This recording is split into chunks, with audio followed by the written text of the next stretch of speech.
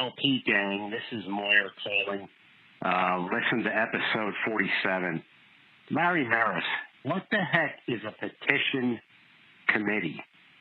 Is Grand Lodge redesigning our petitions, changing the wording?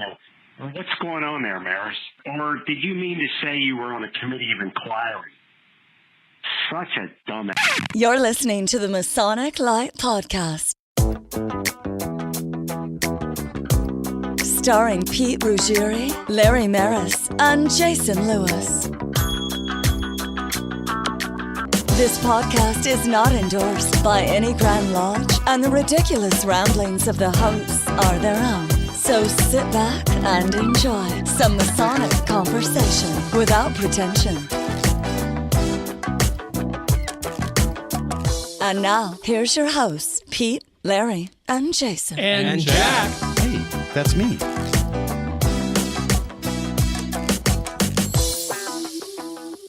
Hey, and here we are, Masonic Light Podcast, episode 48. 48. Wow, that's pretty crazy. 48. Wow. 48, we're still in my mom's basement. I know, right? How about Jack Aquilina cheating? Now he's got two podcasts under the same podcast. Combined with the metric system.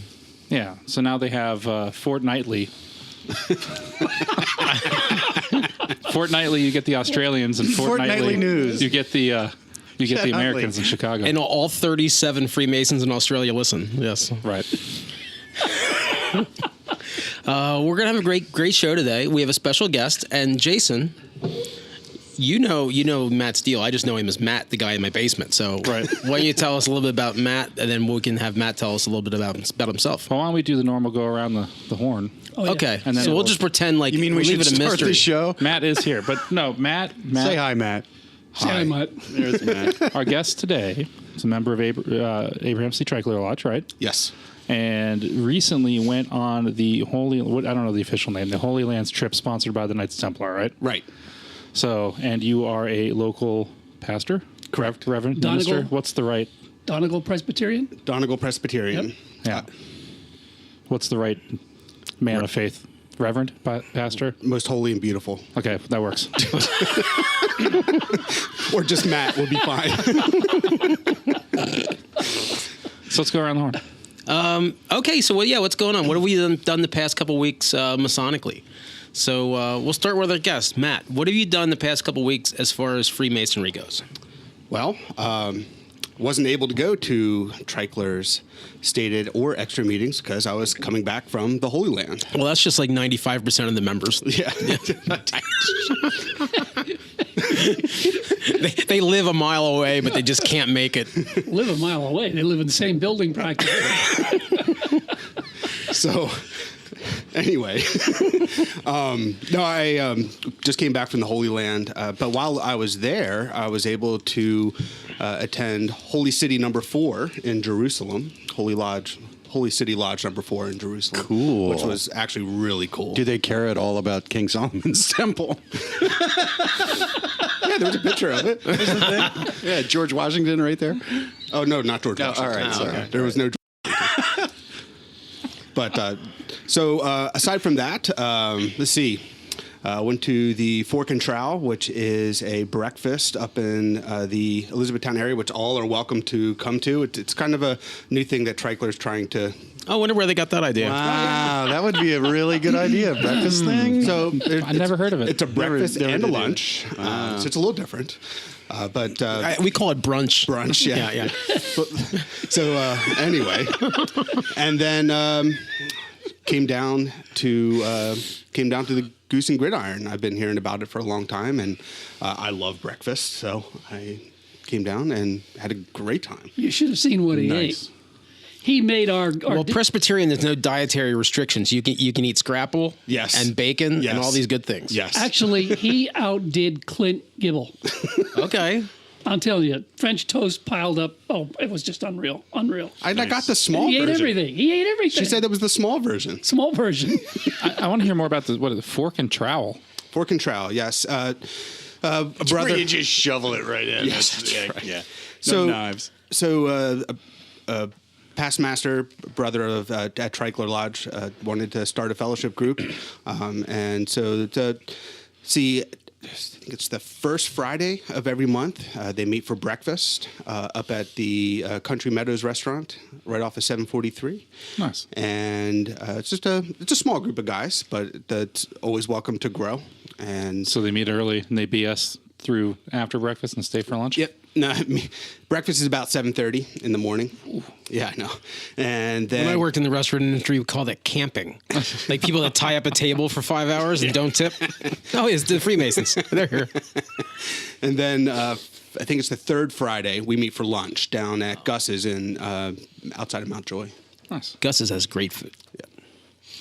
Jack, anything in your Masonic world the past couple of weeks?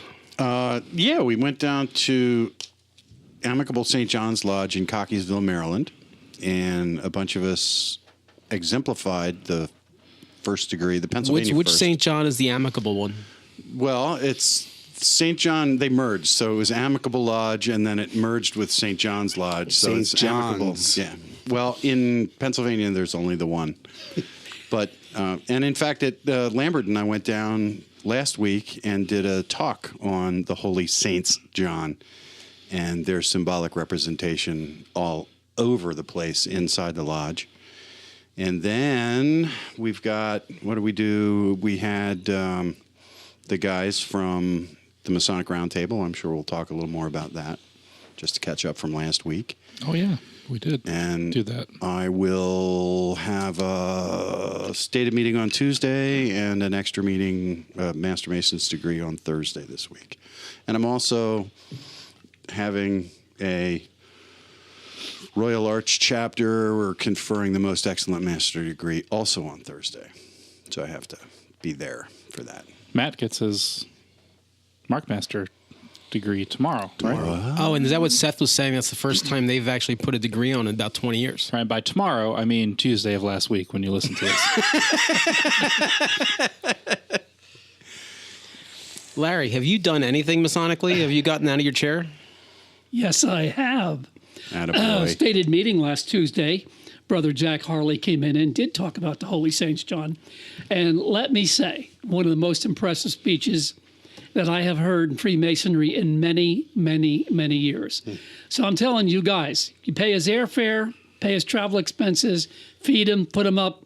He's going to give the best speech you probably heard in a decade.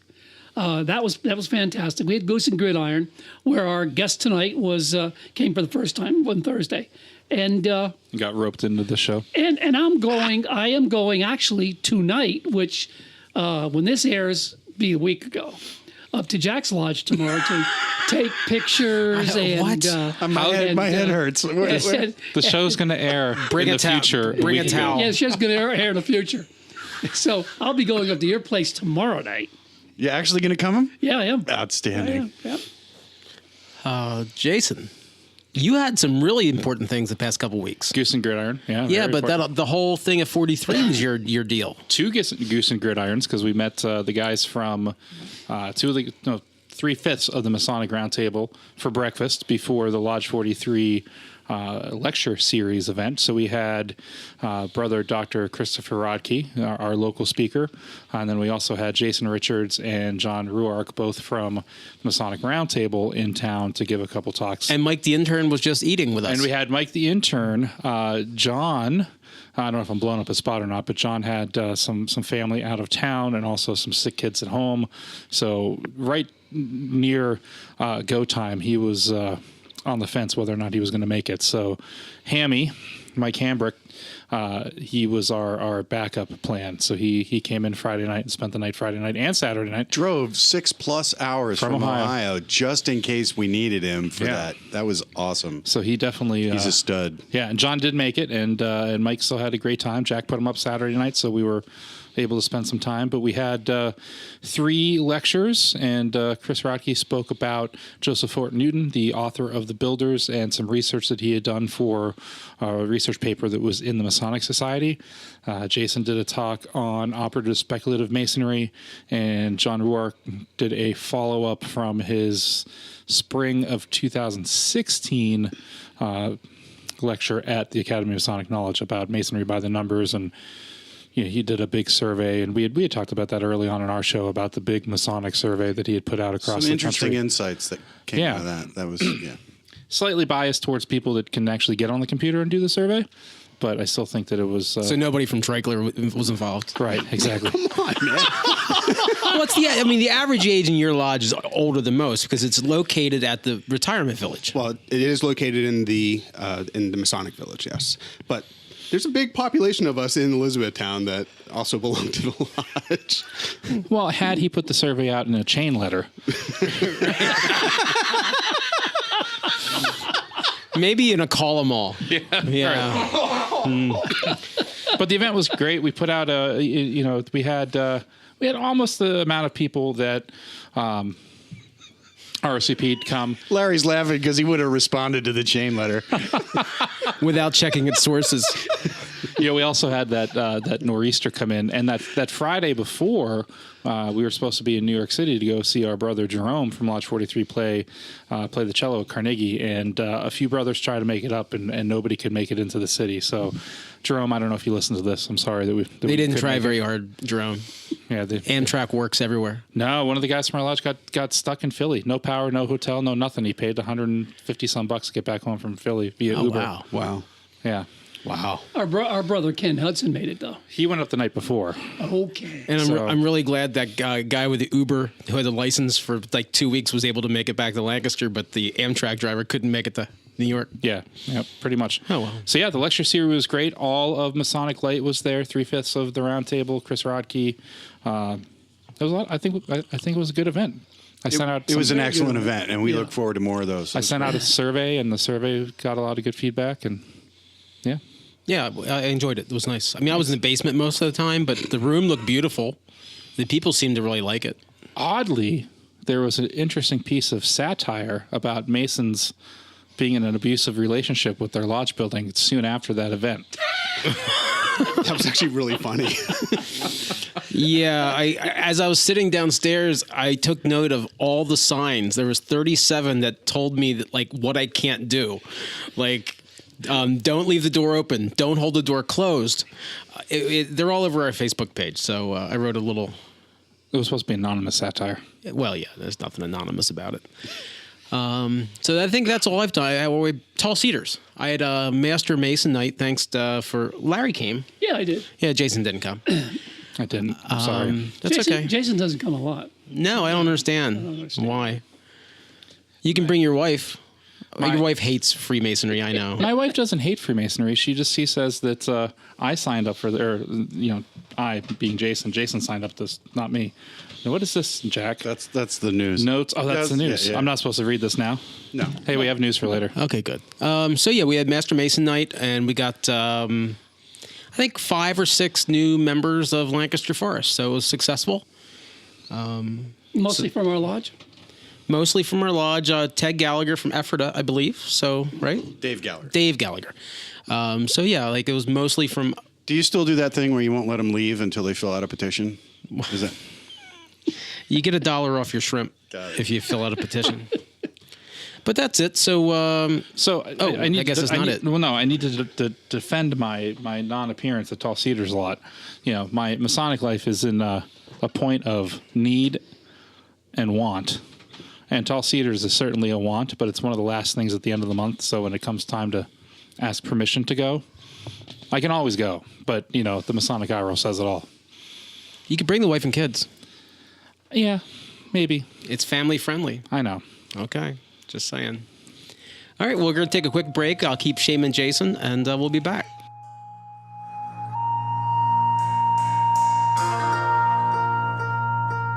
The Red Serpent by Larry Maris. One man's obsession to avenge the death of his wife uncovers a long-hidden, ancient blueprint to perfect the world for future generations. Visit www.larrymaris.com. You can purchase this book anywhere except CVS. And we're back. Larry, episode 48. Larry, it's your time to shine. Golly. And cue Larry. Hey, our special guest tonight is the Reverend Matt Randolph. He's confirmed 3/12/18. He'll arrive at 6:45. he messages me before entering the Dover. Oh, I'm sorry. Yeah, Matt Randolph is with us this evening. And let me tell you a little bit about him. Just a little, please. Just a tiny little bit. He is currently pastor of Donegal Presbyterian Church outside of Mount Joy, Pennsylvania. And I can go on about all this Presbytery stuff, but that's boring. Yeah. He's also... just his career, that's all. He's involved just in his vocation. North Carolina, blah, blah, blah, blah. And he can talk about that, actually, because I think it's kind of important. Because really the reason he's here is because he made a trip that was sponsored by the Templars to the Holy Land. And we were talking about it at breakfast at Goose and Gridiron, and it was really very interesting. And Jason, all right, Larry, shut up. Okay. Welcome, Matt. Anyway, we didn't say shut up in this house. A member of Abraham Tricolor Lodge 682. Welcome, Matt. Thank you. So, welcome back to the United States. Thank you. It's good to be home. So, how did you get nominated, or how did you get chosen for this cool trip? So, have a couple Templars in the congregation, but one whom we all know, Seth Anthony, approached me, and he said that, hey, the Templars have a program that would like you to consider. It's all about sending clergy who have never been to the Holy Land to the Holy Land, no strings attached, all expenses paid. All you got to do is get to JFK. But there's no promises, but I'd like you to apply. And so went home and asked my wife what she thought about it. And I just broke a cardinal rule. Was spouse allowed to go? No spouses. Oh, they didn't have that big of a checkbook. It's an expensive trip, but the idea is that it's an intensive study pilgrimage. So, and believe me, they keep you moving. There's not a whole lot of time for downtime, in a sense. So I had an opportunity to go to the Holy Land while I was in seminary, my final year in seminary, but it just wasn't the right time. My youngest son was just born, and my oldest son was just a toddler, and as much as I know family would have covered, it just wasn't the right time to go. And so when this opportunity came around, she looked at me and said, man, you got to apply, and if you get selected, you need to go. So I applied and submitted my application, and next thing I know, well, I shouldn't say next thing I know, it took quite a while to process everything. But once it all came through, man, basically you get selected, you start packing your bags, and you're ready to go.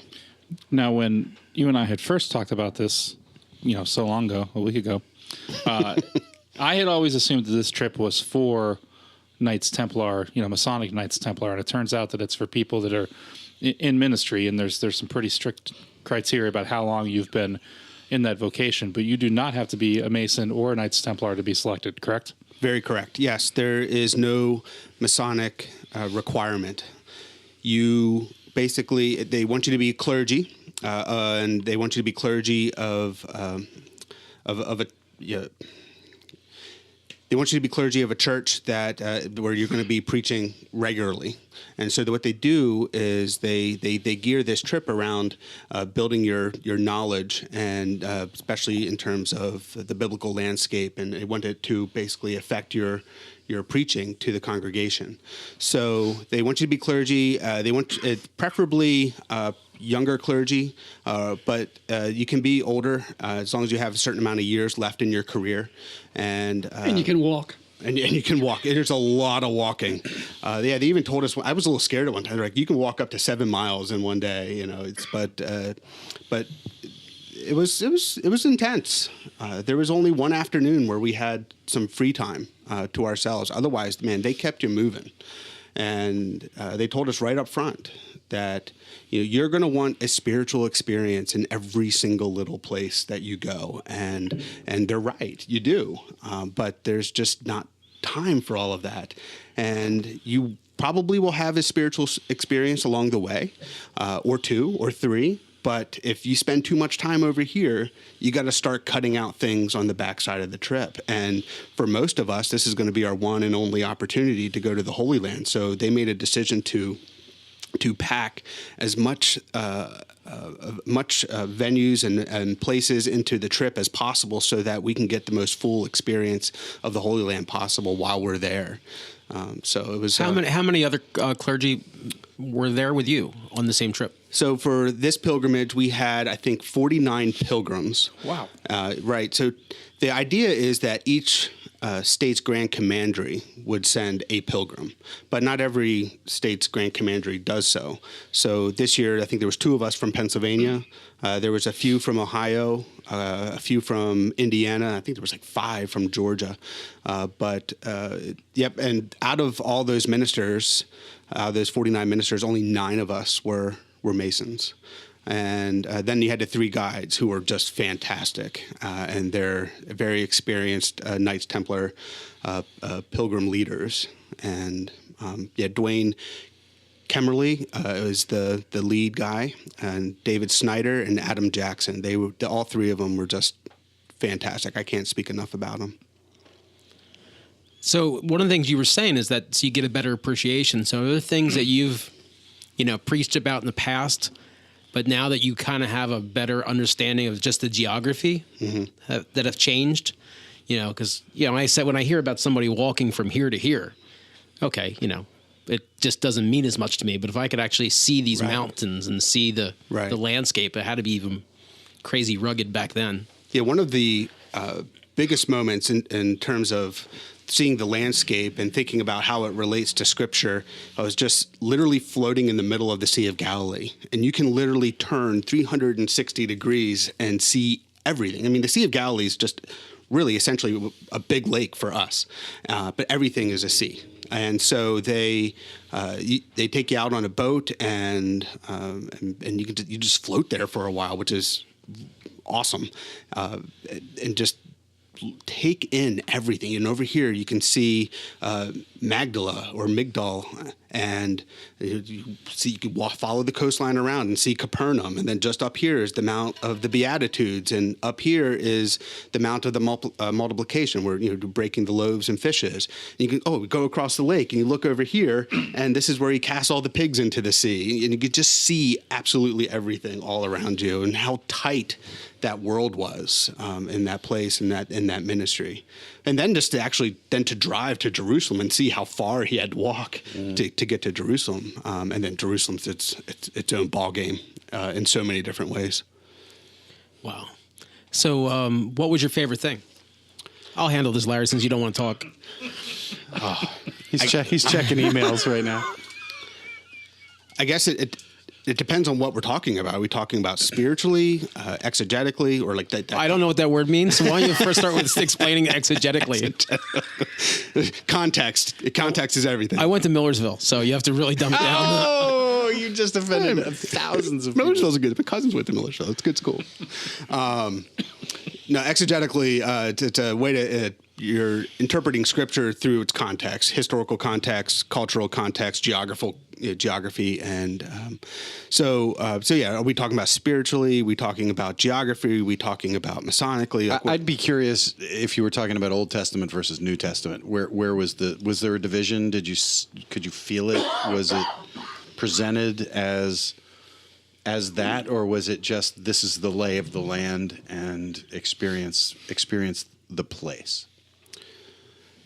Well, the pilgrimage was heavily focused on the New Testament. However, there were some times where we were in places like Mount Carmel, or some people pronounce it Carmel, but Mount Carmel would be where Elijah,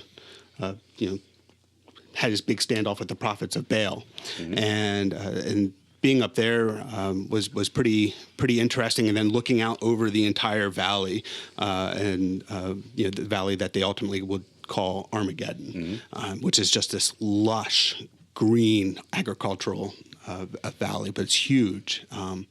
And then from there you can even see over here's Nazareth, and over here's Mount Tabor, and over here's it's you can just again how tight that world was. It was really, I mean, don't get me wrong, it takes a little bit to walk from here to there, but it was I mean, that was pretty neat too. But actually, another interesting spot, right dead center in the middle of that valley, is a tell, which is a hill that they build city after city after city. And it was Megiddo, Tel Megiddo, and it's where the name Armageddon comes from. Just the fact that city was annihilated and rebuilt 27 times over. I mean, it just gives you a whole little bit of a different perspective on this whole idea of Armageddon and this hope of rebuilding and the new city coming. But did your trip stay in the confines of Israel, or did you head to the Red Sea at all? Or no, we didn't go that far south. We were in the confines. The Dead Sea, I meant. Oh, yeah. Sorry. Oh yeah, we did go to the Dead Sea. So we were in the confines of Israel, and then also into Palestinian-controlled territories as well, which was where the Dead Sea. When you went to the Dead Sea, you visited the Qumran village. Yes, and that was that whole area is so breathtaking in its geography. The caves and where they caves. start. Yep, you can see. It's in my book. Yeah, you can see All right, break the commercial. Red Serpent. It's all Red about Serpent. Larry. Sorry, Matt. It's all about Larry. Oh, man. Matt actually took a copy with him and left it in a clay jar in a cave. So that 4,000 years from now, somebody can find it. No, when I did the research, I realized how interesting an area that was. Oh, absolutely. And then, okay, sorry. It being a Templar trip, was there conversation about the Crusades and what happened? And not directly. However, as you travel and you go to these different places, you can. Well, first off, you go to a place, say in the Mount Tabor, where the Transfiguration would have happened. You can see the original. I mean, everywhere you go, everybody has to plant their flag and say, "This is mine," and so they build churches all over the place, and I get it, but you can see the original Byzantine layer, and then above that you can see the Crusader layer, and then above that, wherever they build on top of that. If the Crusader one was destroyed, which a lot of them were. However, so at Mount Tabor, it was really interesting because you could see some of the Byzantine layer, but they had part of the Crusader level, almost like its own little chapel. We were able to go down there and spend some time and actually have sing a hymn together down in that little chapel. It was really neat. And while the Franciscans were doing their thing, above us, but you go to different places, you can see different chapels and different places that would have Templar connections and even different architecture that goes along with that. It was quite neat. If you go knowing what you're looking for, it was neat. Tell me about your experience at the Wailing Wall. The Wailing Wall was probably one of my most spiritual experiences on the trip, and I didn't expect it. And you go through some pretty intense security to get to it, and I don't know what to really tell you other than there's people praying, and people can write prayers and put them into the wall itself, and I didn't do that, but as you put on your yarmulke because it's a holy place and you're respectful of the tradition. And you go up to the wall, and when I touched the wall, and I just said a prayer, just between me and God, and it was one of those times where, in Celtic spirituality, we call it thin places, where the spiritual realm and the temporal realm, there's not a whole lot of space in between. It was definitely a thin space moment for me. You could just feel the hair standing up on the back of your neck as I was had my hands on the wall and was praying. And then the other thin place for me in the trip was the Church of the Holy Sepulchre in Jerusalem. And as I was kneeling down at the tomb where he would have been laid, I don't even know how to describe it to you, but the hairs are just standing up. And I didn't spend a whole lot of time there, but it was one of the most. Those two places were the most spiritual moments for me: the Church of the Holy Sepulchre and the Wailing Wall. Wow, I'm being quiet because I'm normally like the snarky guy, and It's hard. there's no snark. No snark I can give. That's just awesome. So, Did you go out at all at night and drink? Oh, okay, Larry can All ruin right, it. there it Thank you, is. Larry. Well, there were a lot of pastors on the trip, so His I wife is imagine- listening, so no, of course he didn't. No, They have a beer actually called Gold Star. It's a dark lager. It's actually not too bad. Wow, cool, cool. So on the trip, sponsored by the Templars, which in Masonry, to join regular Masonry, you don't have to profess a certain religion, but obviously the Knights Templar branch, you need to be, part of the Christian faith. Were there any non-Christian folks on this trip? I mean, would they let somebody that wasn't necessarily Christian but was, clergy go on this trip? That's a good question. And I don't know if I quite have the answer, but I can tell you everybody on our trip was Christian. Right. And, but could somebody else come in? I don't know. I'm not sure. But in terms of Christianity, though, we had the spectrum of Christianity on the trip. We had some very conservative individuals. We had some very liberal individuals, and a whole lot of people in between. And when you apply, you have to actually attest that you're okay with traveling with people who may believe, even within Christianity, much differently than you do. And otherwise, they don't, if you're not okay with the diversity, like they don't want you to be causing any issues on the trip. And So everybody played nice? everybody played very nice.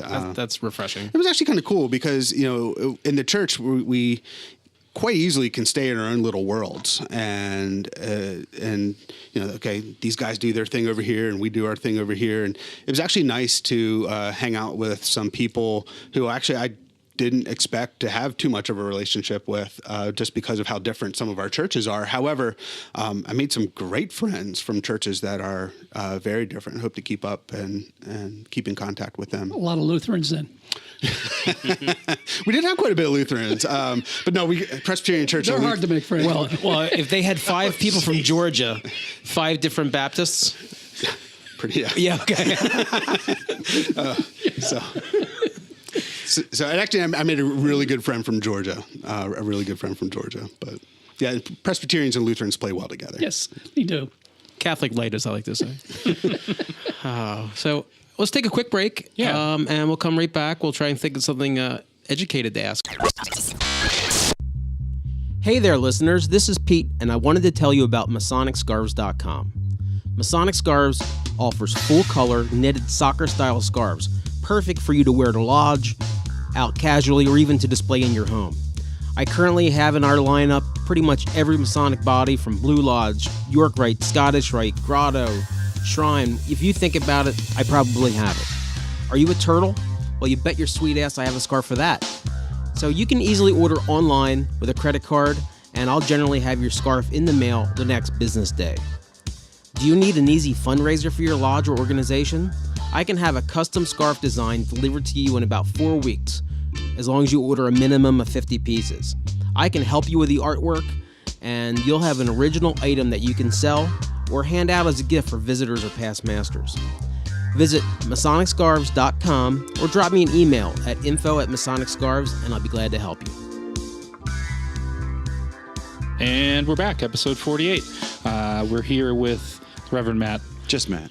Who just came back from the Knights Templar Holy Land Pilgrimage. The Holy Mackerel Tour. The Holy Mackerel Tour, which you can find more information at knightstemplar.org and learn all about those trips.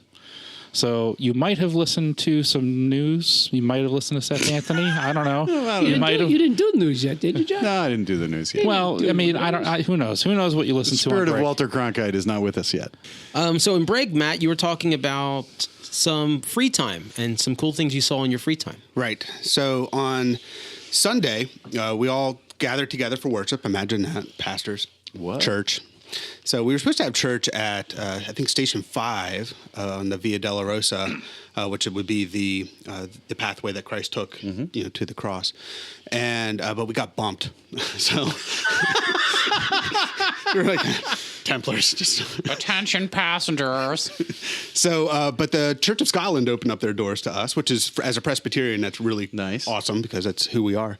And so we had worship there, and then believe it or not, after that, the best time to go to the Church of the Holy Sepulchre is on a Sunday. Like, the lines aren't super long. For instance, at the Church of the Nativity, we must have waited like a good 3 hours, and it was fine. We're in a group and you're just marching through, and actually and I know I'm getting off subject now, but the Church of the Nativity was really neat because you have a lot of it was still there from the Templar era, and they're redoing all these columns and all the paintings of all these saints from the Templar era on these columns, and at the bottom it's almost like Templar graffiti. They put all their helmets with their crests and everything at the bottom of all these columns in the church. So you're just working your way through, but it takes there's just so many people. It takes about 3 hours before you actually get to go down into the nativity area. So the Church of the Holy Sepulchre on Sunday is a really good time, and don't ask me why, but the lines are so much shorter, so you could get to go into the tomb area rather quickly, and you can get to go up on Golgotha to the cross area, because both of those areas are encapsulated by the church. And then after that, we had free time, which is like the only free time we had on the whole trip. It was just one afternoon, and I knew what I wanted to do. And there's a whole bunch of people that didn't quite know what they wanted to do, so they all just kind of went on my little adventure. But it was great. We had a good time. You have to walk through the old city, and man, when you're walking through these streets of the old city, it's just envision shops on both sides of these tight streets, and just people all just ask you, come in here, buy this, and they're sharp. They're really smart. They look at your name tag and they're like, hey Mac, come in here. This store's for you. Like, yeah, nice one. So we finally work our way through that gauntlet of merchants, and we have a nice little lunch at the top. I wanted to get up to the Jaffa Gate, and there was a little cafe there. We had some shawarma and falafel pitas, which was delicious. And man, falafel there is just so fresh, and the shawarma, there's so many smells coming from this area. Even you're walking through these streets with all these merchants, you can only walk past like 2 bakeries before you're like the third one. You're like, I can't take it anymore. Shawarma, is that like Scrabble, or what is shawarma? I don't know. Chicken. Oh, okay. It's like a marinated chicken. Remember at Park City, they used to have the gyro. The mystery meat. On the stick. Well, so it's kind of like the same thing, right? Rotating thing. Right, it's this rotating thing of chicken. But it's delicious. It really is. Nice. So we get up to the Jaffa Gate, and what you can do is walk the ramparts of the old city wall. And now the old city wall is actually not the wall that was built at the time of Christ. That wall is further into the city. So the current old city wall was built around the 1500s by the Ottoman Empire. But you could get to walk those ramparts, and if you think about it, those, especially during the 6-Day War, like some of these gates that you go to, you can just see the bullet holes. Like, so these walls were attacked multiple times, and there was also World War I with the British and everything. So you walk these ramparts, and you can walk from the Jaffa Gate to the Damascus Gate. You can walk a little bit farther, but I knew I wanted to get off at the Damascus Gate because there it was kind of a bust, but it was okay. At the Damascus Gate, they have this thing called the Roman Palisade, where you would actually go down to the level of the city as it would have been during the time of Christ. You could actually walk, and be like right where Christ was, and the whole Via Dolorosa, you kind of do that too. But unfortunately, they were closed for renovations. And everybody's looking at me. I was like, I didn't know. But I knew just up the street was Solomon's Quarry, or Zedekiah's Tunnel, which I found to be super fascinating. So we just walked up there, actually asked some soldiers how far it was, and they just a couple hundred feet. And so we walked up and found it, and I think it's like $6 to get in, but it's 9,000 square meters of tunnels that go underneath the city. And it's so you're all under the old city, and it's where they cut the stone out for what they believe for the first and second temple. So as you walk through, you can see the cut marks in the caverns of these square cuts, and it was just fascinating to me. Some people can look at it like, oh yeah, it's just a hole in the ground, but to me, but like, as a Mason, right, especially because exactly. It was just. I was just in awe walking through, and you can just cut after cut, and then you get into this massive cavernous area, and it's called Freemasons Hall. And there's a big sign there. It says it's Freemasons Hall. And lodges will come from Europe, they said, and actually hold degrees down in. Well, you're really going to enjoy your Royal Arch degrees then. Because I can't. Spoiler alert. I kind of know that there's the stuff without knowing, in a sense. But so I can't wait. I mean, I can't wait tomorrow. Well, I don't know what time this is going to air, but for me right now, as we talk presently, last week. Last week, I think it's going to be awesome. I can't wait for tomorrow, and I know Seth. I think Seth's going to guide me tomorrow, so that's going to be special for me too, as his pastor. So it's very long, so wear comfortable shoes. Yeah. Good to know. Thanks. It's like 2 degrees on one. It is. Workman from the quarry. There we go. All I know is like am I in trouble yet? Soon. All I know about that degree is about an hour in, and it's like, and now the degree will begin. Then make sure you continue over. Come over to council. Well, with me. Stop it. Stop it. I get the signatures. You got to get the whole story. You got to do both, in my opinion. Wow. What else? I don't know. He led into the question I was going to ask, so that's... Did you go to any McDonald's? No. However, I'm always curious about McDonald's and falafel burgers. Well, just fast food in other parts of the world. Well, I did not go. However, a bunch of people did go. There's plenty of McDonald's around, and it's a kosher, for the most part, a pretty kosher state. Period. Now, I believe there might be some non-kosher McDonald's, but most of them are kosher. And they'll say kosher McDonald's, so that means no cheeseburgers. McKosher? Right. Falafel. Just meat. Yeah. But I mean, also like the meat is from a better cut. Probably, yeah. It's not just random cow parts. It's cow parts north of the Mason-Dixon line. Is that my interpretation, Jack? I withhold. I don't know. Okay, well, all I know, it's been blessed by a rabbi and killed in a ceremonial way and blessed as it's being done. But in general, the food is just phenomenal. Breakfasts are. They call it a dairy breakfast. So there's just cheeses beyond cheeses and yogurts and different things. They have eggs. You can eat eggs, but then there's some salted fish. No meat. There's salted fish, which that wasn't my idea of breakfast, but olives and salads. And I mean, I ate so much olives and hummus. It's not even funny. Wow, that sounds awesome. So we should go to break, come back and wrap up with Matt?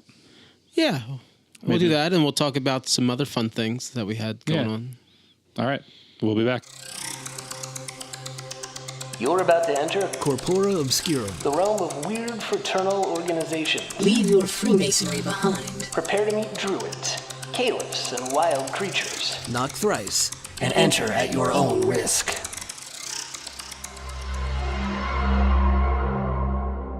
Yes, Larry, that's the name of today's group.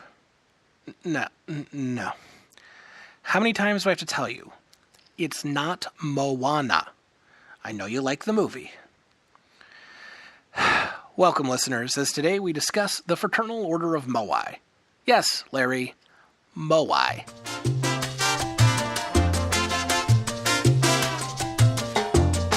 The Fraternal Order of Moai is an organization founded in 2005 by Matt Cuckoo Ahu Thatcher, Jim Chiselslinger Robinson, and Joel Cowtown Kahuna Gunn.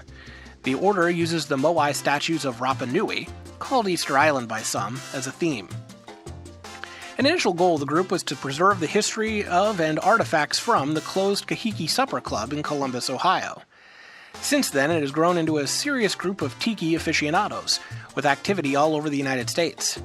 Some describe the group as a cult within a cult when discussing the modern tiki revival movement. Members are often fans of tiki culture, the Polynesian pop era, mid-century modern style, and custom culture, and these styles are reflected in the events held by the group. Some members are artists who produce music, carvings, lamps, and ceramics that tie into the theme. The group has been known to provide assistance with preserving artifacts and expertise to local tiki businesses. Even though the group participates in many public events, the organization operates like a secret society, and many members only identify themselves using aliases. Leaders of the group use obscure titles that combine words from several Polynesian languages. The group exhibits a bizarre sense of humor and places references to the use of time travel technology, combating a zombie outbreak, and cloning technology in official information published online. Much of this information refers to a claimed network of scientific research labs in the continental United States called the FOM Test Labs. Members of the group are referred to as fellow Moai, and senior members, called the Ennui, bear a distinctive blue fez at events. There are members throughout the United States and in parts of Canada. Membership is selective and requires the sponsorship of a current member in good standing. Interested adults must complete a membership process after requesting an application. The Order held a national convention in 2010 to celebrate the 5th anniversary of the founding of the group.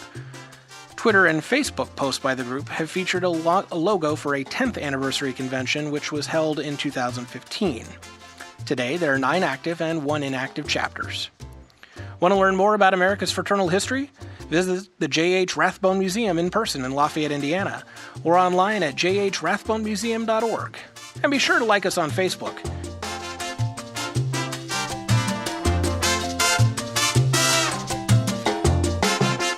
And we're back. So, Reverend Matt, I kind of always pick any clergy that's also Mason's brain on this one. Do you get a lot of anti-Masonic talk, or a lot of, or even like maybe some of the people on the trip with you that just don't understand? I won't say anti, but just people that have a negative opinion of the Freemasons, and why? I don't get a whole lot. I mean, as far as the guys on the trip that were not Masons, who were many, there was more curiosity than anything, and I think everybody was absolutely just appreciative of the Templars and what they were doing for them, and the mission that a Masonic body has to do what they did and send clergy, whether they were Masons or not, to the Holy Land. And my church is pretty open. I mean, I don't wear my square and compass on my sleeve necessarily. However, I don't necessarily keep it a secret either. I mean, and Donegal's a church also where, I mean, we have a lot of Masons in the church. What did you tell me? You can't throw a what? You can't shake it. What did Brother David say? You can't something in this church without. There was swing a what? Swing a dead cat. Yeah, we had a new member join the church back in December. He comes up to him. He's like, "Are you a Mason?" And the guy's like, "No." And he goes, "Well, you ought to be. We can't swing a dead cat in here without hitting a Mason." Well, comes from Scotland, so it's got its own natural history connection to the. We do. We have about I think we have about 25 Masons in the congregation. Mm-hmm. It's a fair amount that you know of. That we know of. Because right. It's all a secret. That's right.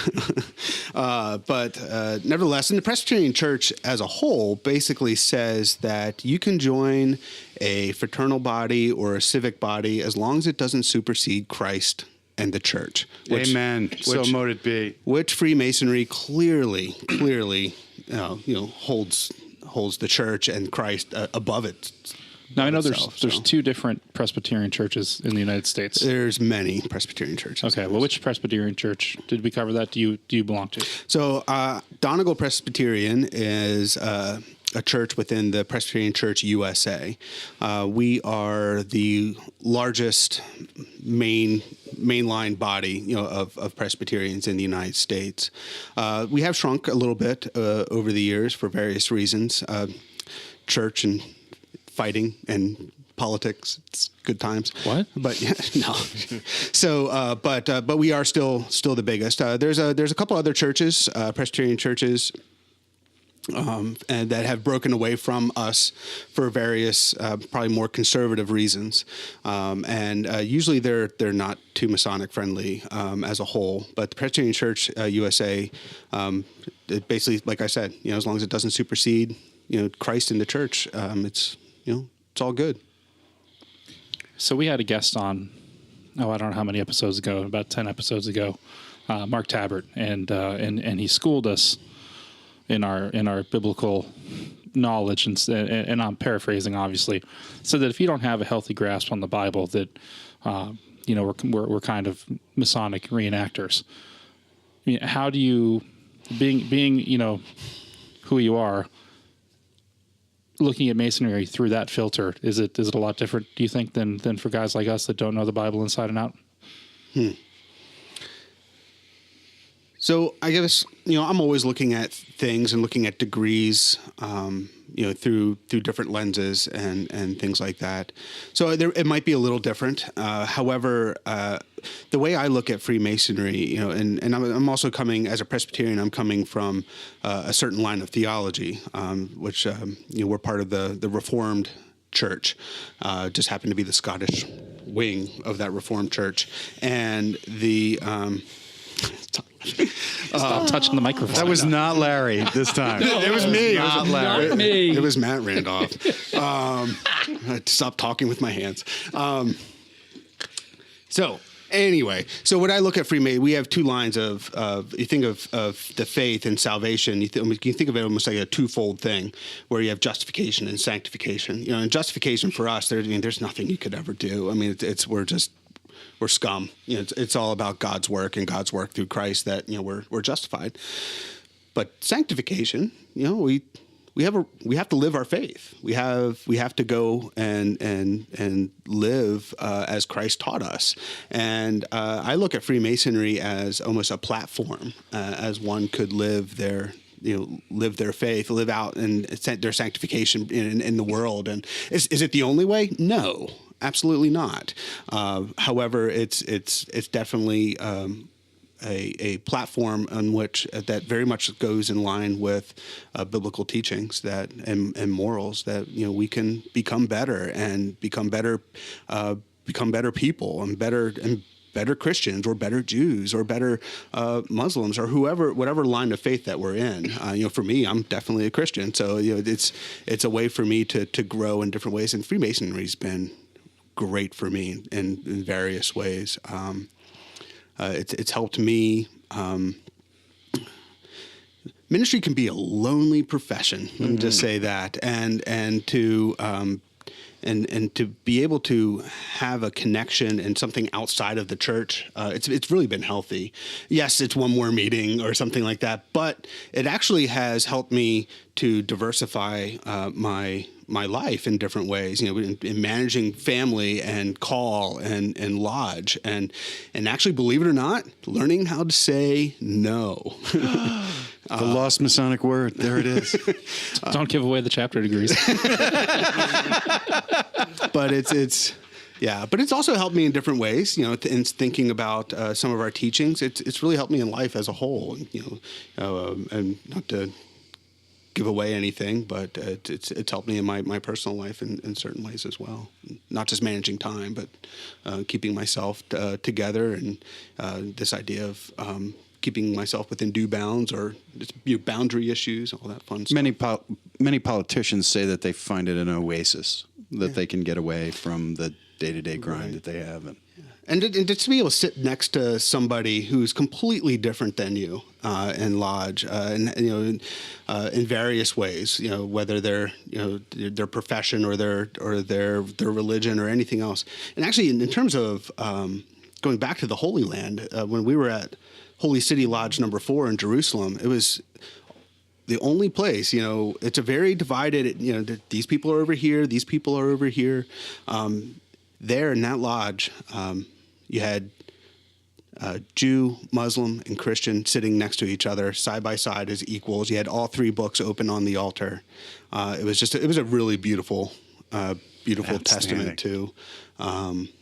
to the way things should be in certain ways. Did you get to visit that lodge on your free time? How did you arrange that? So that was through our leaders, Dwayne Kemmerly and David Snyder and Adam Jackson. Dwayne Kemmerly has a standing relationship with the lodge, and he set everything up ahead of time. He knew who were the Masons in the group and made sure that I'm assuming he double checked our credentials and all of that stuff.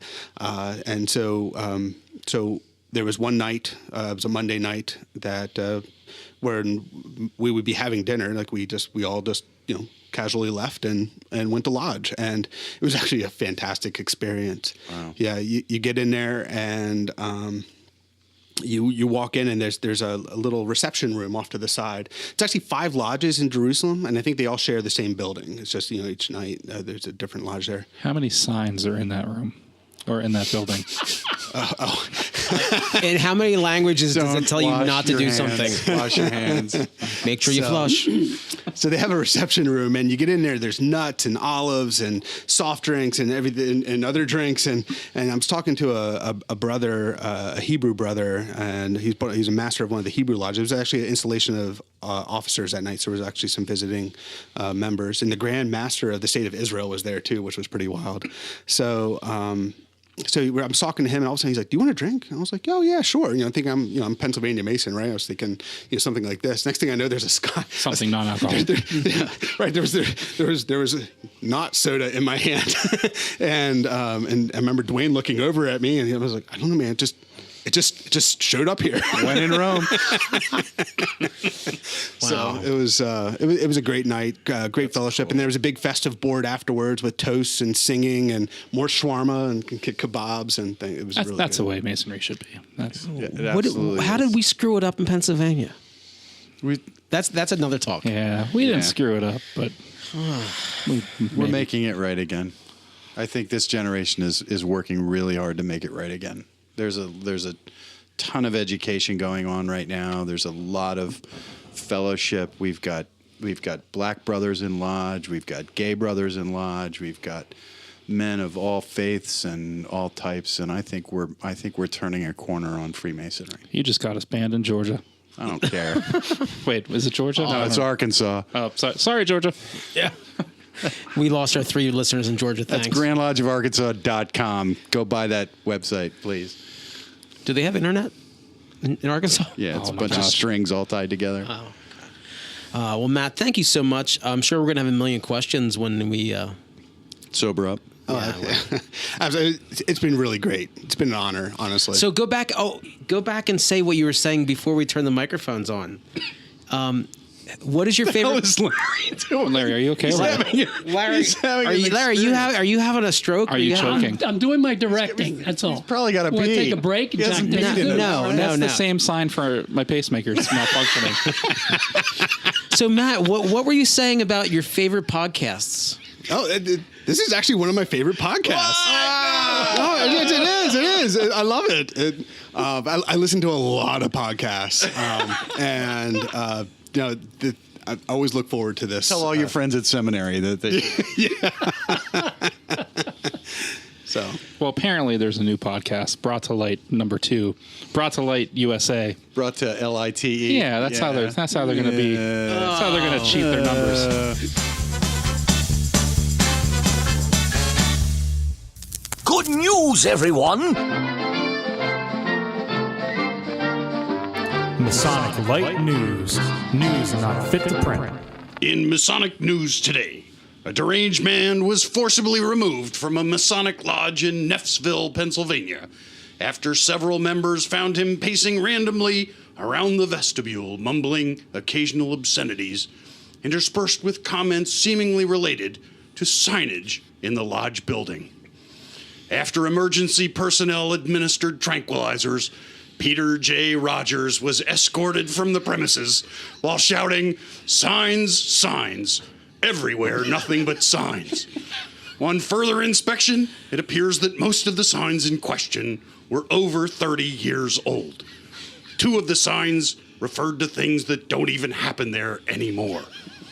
Those 2 signs have been removed and placed in the Lodge Museum and Library, where nostalgic brothers can reflect on the way it was done in their year. And that's the Masonic news. So mote it was. Welcome to Lodge. Don't.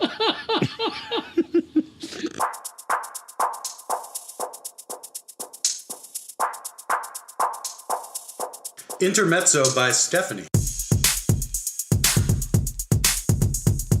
Locally handcrafted chocolate. Intermezzo by Stephanie. Oh, it is freaking awesome. Locally handcrafted chocolate. Intermezzo by Stephanie. Oh, it is freaking awesome. And we're back. Nobody wanted to interrupt, so we're all like, who's bringing us back? I guess we all are. Hi, everybody.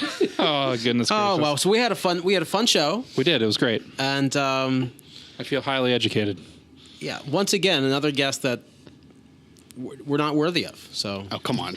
So did anybody on your trip? One last question about this trip. Did anybody on your trip like space out and go like totally like out of their mind, Like, religious, speaking in tongues. like just got lost? The vapors. They got the vapors in the moment. I've heard that this. Seriously, I've heard that this happens on Holy Land tours. That somebody will just like click out for a while and just forget where they are and who they are. And did that happen? Did that? You probably. That happened to Larry. From the look 20 on your minutes ago. face, it did not. It may have been me. I don't know.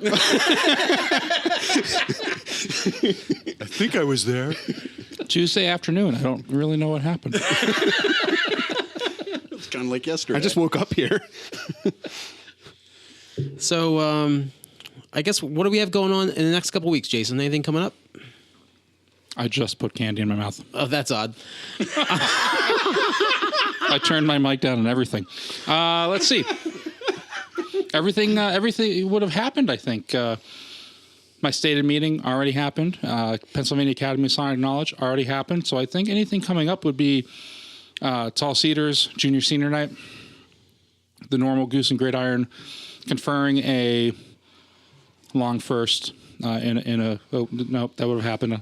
I did that Thursday. See, but that's coming up, so you can talk about it like it's coming up Yeah, because you it's can talk coming about it up. like it's Yeah, coming up. this is Like what I'm going to do. This is confusing It already. doesn't, happened. yeah, because now we've got 3 time shifts. We got I'm gonna do some Masonic stuff. already did, am going to do, and did it, but it's already done, and it's after the when I. But it is spring reunion time, so both the Valley of Harrisburg and Valley of Oh, that's exciting. Lancaster are getting ready, and Reading as well. But I can't wait.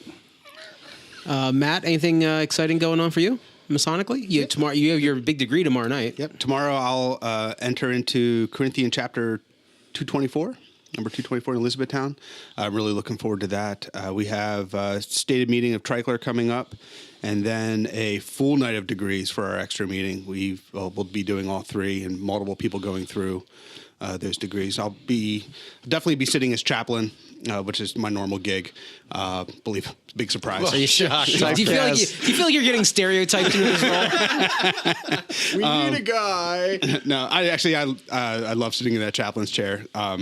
It actually, it's been a good experience, and there's been some things that popped up, as a pastor that I'm happy to be able to take care of with the lodge. yeah, can I ask? So you actually got to be like a chaplain. Yeah, yeah, for real. I have always thought, I know that some lodges, maybe not so much in Pennsylvania, but I know that in some lodges, like chaplain is your annual stop through the chairs in the appointed line. And I have often thought that the chaplain should really, in Blue Lodge, it should really be like a chaplain. Yeah, police department, fire department, their chaplain does chaplain stuff. Right. And our chaplain in Lodge 43 is kind of the caretaker and the curator of the Masonic funerals. Mm-hmm. And he's not so much kind of the go-to guy for mentoring or talking to somebody, but I would love to see that position grow into a true chaplain role. Do you? Yeah, I firmly agree. Yeah, it's great. I mean, I don't want to do more work for an unpaid position, but if there was a sick brother or something like that, that's where the pastor of your church would do. Right. Like, why isn't the chaplain the ipso facto, visitation? I'm trying to fix the signs in lodge. I can't take on something like that. You're talking.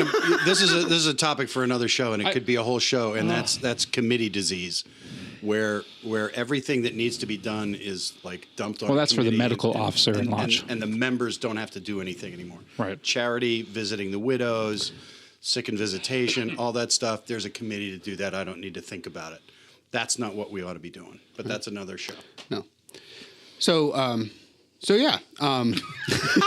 Bring us back, Matt. So for stated meeting, I'll be sitting as chaplain. For extra meeting, might be sitting as chaplain. If not, I'll be guiding. I do. Been happy to be doing some guiding with Double threat. Nice. So after that, I'm sure there'll be another fork and trowel in there, and hopefully I'd like to get down the Goose and Gridiron again. I really did. I had a great time, and. See, I'll be looking forward to the valleys. Did you get to hear R. Scott Hoover's prayer? Yeah, he was just about to talk about Scottish Rite. No. Nobody hears it because it's silent. Actually, Matt gave the prayer. Oh. No, it didn't. Scott, yeah, he came. Oh no, you're right. Larry, go back to Who sleep, did? please. You didn't let them let me give. Yeah, that's right. All right, last question for you, Matt. Do you know if your chapter degrees are going to be consecutive? Are you getting your Mark Master and then the following month, the next one? Are they doing them bam, bam, bam? I do not know that. I don't want to assume that, but so I definitely know that tomorrow night's definitely in Elizabethtown, and then after that, To be determined. I'm not sure how it's all going. You have to keep us in the loop on that. I would love to. Yeah. Jack, anything coming up? Let's see. We have stated meeting tomorrow, which will already have happened. There's an extra meeting on Thursday, which will already have happened. There is Just talk in the future tense, Jack. It's okay. There is. I'm doing it. There is the most excellent master degree in chapter happening also on Thursday, which will require my attendance. I am planning now a trip to Italy, a business trip on which I'm bringing my my lovely spouse, and we will be in Pisa and Florence and Venice and Bologna. And you're going to sell lots of machines? For about 45 minutes each. Oh, okay. So it'll be great. Yeah. So that'll be fun. Larry, do you have anything coming up? You're in charge of so many things. Yeah. I'm visiting the Ephrata Lodge this coming Tuesday, and Is it going to happen? Because you've been planning this well, for... I remember. I've been out, It's not like going to the Holy Lands. It's 10 miles away. Come on, I've been out Like, sick for 2 He's going to freaking trip months. and hurt himself and be in bed for That'd be 6 the only months. way I would make it. But as chairman of the Lodge Beautification Committee, I have to go up there to talk to the folks up there, take some I pictures. have to go to. I have to. I do, because I have to go. it is That a sounds so necessary sad, doesn't it? visit. Like we're making him go to this beautiful. Nobody's lodge. making me go. know. It is part of my chairmanship. Larry, what was my You're such a recommendation chair. for the beautification committee? Burn it down. No, that they beautify a different building. That's my That's Pete's recommendation. Yeah. Clever and not illegal. Yeah, I'm not into insurance fraud or anything like that. Not on tape. Much. Yeah, what do I have? Are you done, Larry? I think so. Yeah. Oh, okay.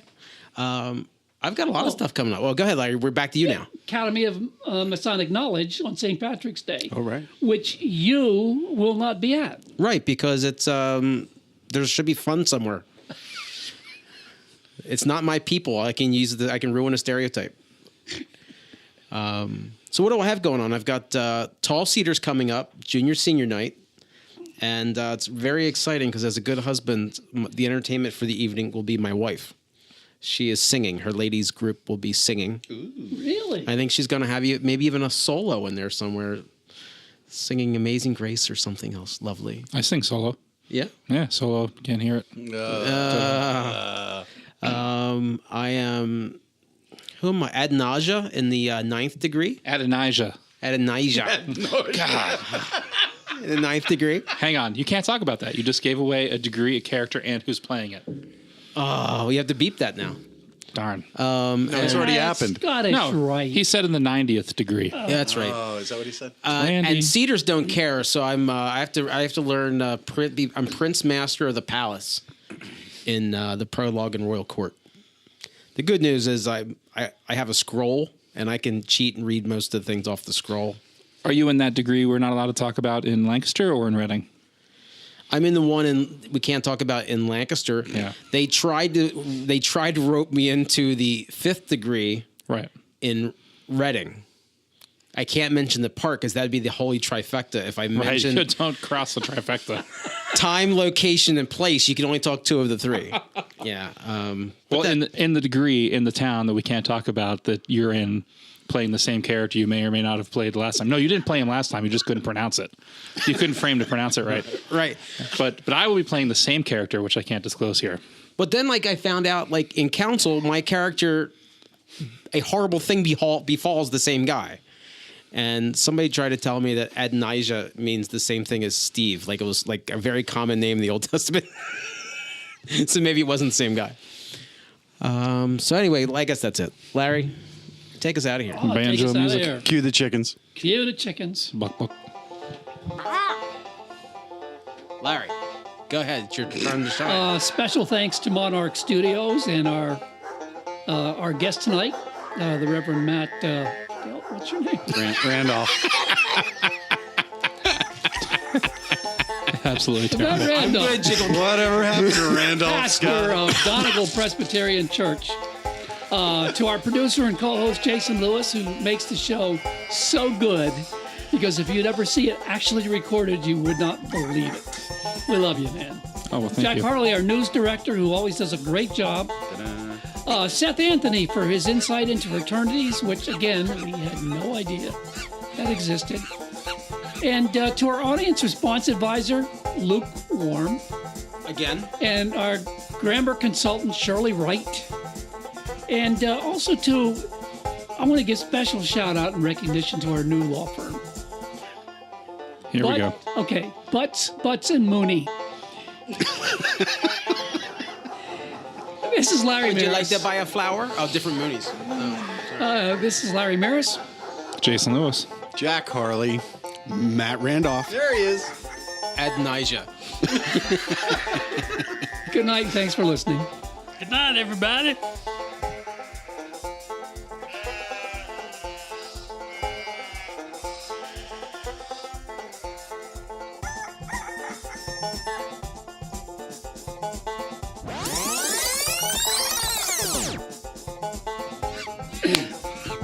Larry, quiet. That's what that means. Please hope that's the tape.